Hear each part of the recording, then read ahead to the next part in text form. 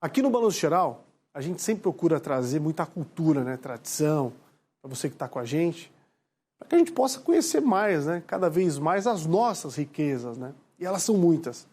Você sabe como é que começou a história da nossa literatura aqui, em Santa Catarina? Tem muita gente que ainda não conhece essa história, a gente vai desmembrar isso aí. Presta atenção no episódio de hoje da série Valorizando a Nossa Cultura, em parceria brilhante com a Unicred. Vamos ver. A partir de agora, você vai conhecer pessoas que nos fazem viajar e se emocionar, descobrindo histórias fantásticas do passado, do presente e até de situações que você jamais poderia vivenciar numa única vida. E tudo isso sem sair de casa.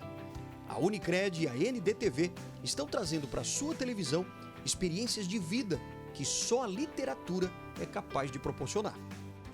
De fato, a Unicred tem uma missão muito grande: trazer melhores resultados financeiros para o cooperado, mas também inserir esse resultado dentro da comunidade, dentro da sociedade que ele vive. E este projeto, esta série, Valorizando Nossa Cultura, visa estimular o conhecimento, estimular uma reflexão sobre a importância da literatura em Santa Catarina.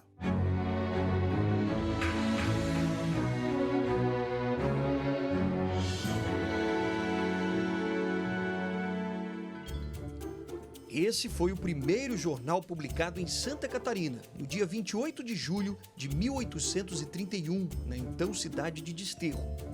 Depois dele, claro, vários outros começaram a aparecer. E com eles, os primeiros escritores, como conta o ex-deputado e membro da Academia Catarinense de Letras, Salomão Ribas Júnior.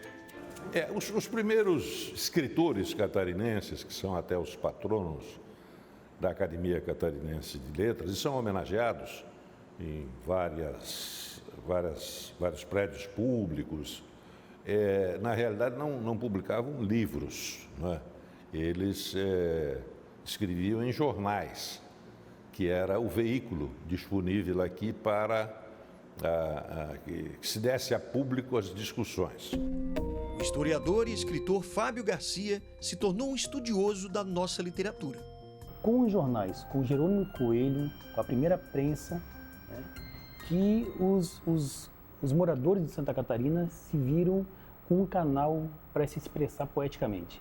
Jornais pequenos, né, mas ali já tinham pequenas colunas, né, pequenos, o que a gente chama de folhetins. No finalzinho do século XIX, já com o aumento dos jornais, né, com o fomento das pequenas gráficas, das pequenas tipografias, começam a surgir então os jornais literários, que já não eram mais os jornais comerciais ou jornais políticos, eram jornais dedicados exclusivamente para a literatura.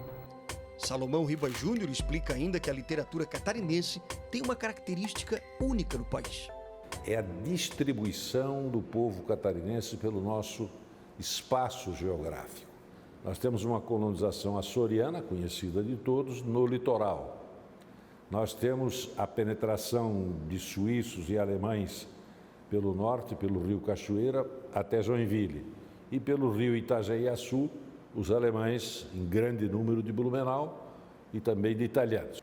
Isso gerou também culturas diferentes, porque como são múltiplas cidades, você tem uma cultura alemã, você tem uma cultura italiana, senão você vai ter o quê? Uma cultura, você vai ter uma literatura de bases alemãs, uma literatura de bases italianas, uma de bases portuguesas e assim sucessivamente.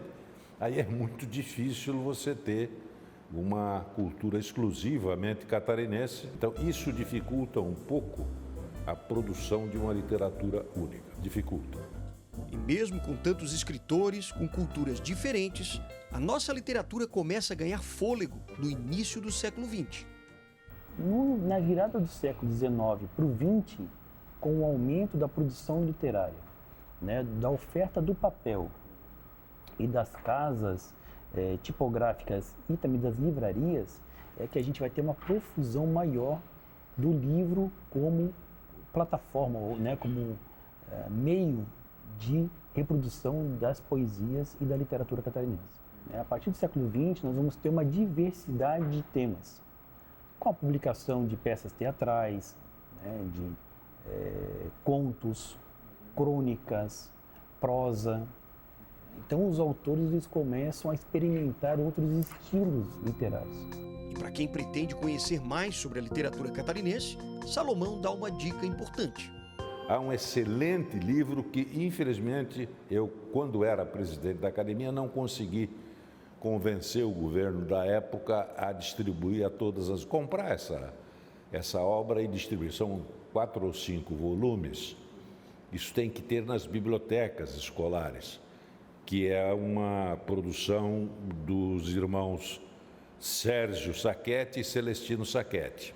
É a literatura catarinense ou dos catarinenses, ela conta toda a história da literatura. Isso toda a escola devia ter esse livro disponível.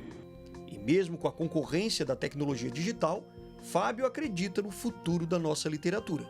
Eu acho que temos cada vez mais grupos de formação, grupos de leitores, novos leitores.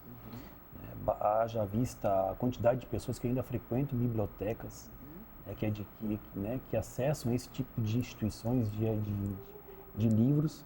Eu sou uma pessoa esperançosa e acredito muito que ainda os nossos escritores serão ainda valorizados como os outros de outras regiões também são valorizados em âmbito nacional.